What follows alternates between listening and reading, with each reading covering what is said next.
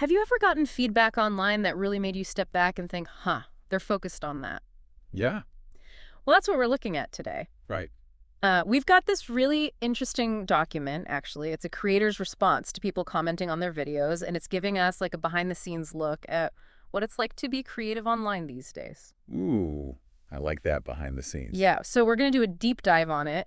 And what we really want is for you to understand how this creator is approaching their work, what kind of tools they're using, even their thoughts on, using AI in art. Sounds good. Let's dive in. All right, so right away, this creator feels like they need to explain something pretty basic. Okay, what's that? The podcast style dialogue in their videos?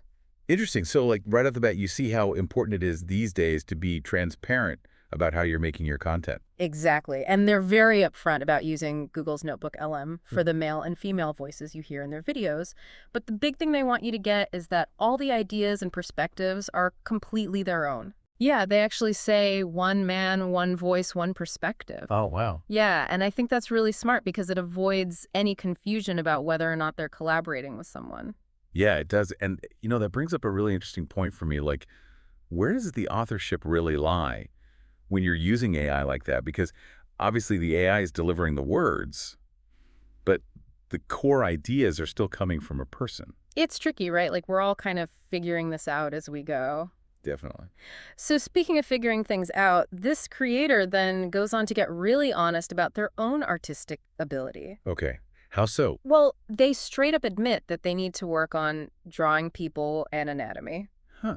So no hiding their weaknesses from the audience. Nope. And I think that's actually really refreshing. This kind of self-awareness is so important for growth. It is. If you don't know where you're falling short, how could you get better, right? Exactly. And it's a good lesson for anyone trying to learn anything new.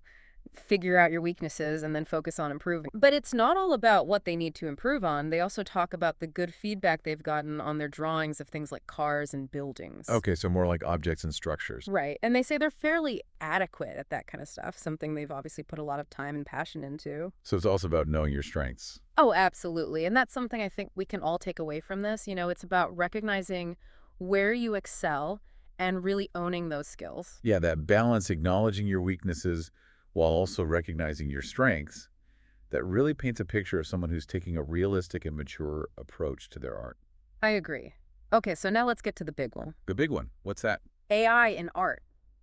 This creator dives headfirst into the debate that's been happening in the art community. Ooh, yeah, that's a hot topic. It is, and what I think is interesting is that they seem genuinely excited about experimenting with AI in different mediums like visual art, music, even writing. Huh. So they see it more as another tool in the toolbox, not like this thing that's going to replace traditional art. Exactly, and they're very careful to manage expectations. They're not claiming to be the best artist ever, just someone who's trying to learn and get better. Makes sense. Yeah, and they even say outright that they're not trying to use AI to trick people into thinking they're some kind of amazing artist, which I think addresses a big fear people have about AI art. It does for sure, Yeah. because some people are worried that AI art is all about deception, but this creator is clearly coming at it from a place of genuine interest and experimentation. Right, and they're not just playing around with AI either. They're also still studying traditional art theory and practicing those skills too. So they're really trying to bridge those two worlds, the traditional and the new AI stuff. I think so, and that's something a lot of people can probably relate to. How do you keep learning and discovering new things in a world that's constantly changing? That's a good question for sure. So, all right, let's sum up what we've learned from this creator for you. Okay, go for it. Well, first off, they really value feedback from their audience, but they also wanted to be completely transparent about their use of AI for those voices in their videos, making sure, that all the ideas are their own. Gotcha. And they're honest about where they're at with their art skills, acknowledging both their strengths and their weaknesses. And they seem to have this very open and experimental attitude towards AI as part of their creative process alongside their more traditional art practices.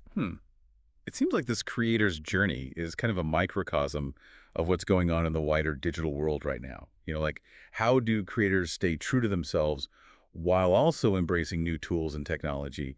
And how do they deal with the constant feedback and opinions of their audience in an environment that's always in flux? So many questions, right? It really makes you stop and think, like, As AI becomes even more integrated into how we create things, how are we even going to define what it means to be an artist or a creator in the future? That's a big one.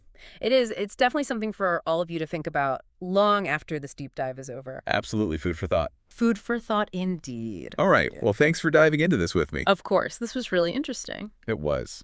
All right, everyone, until next time, happy creating.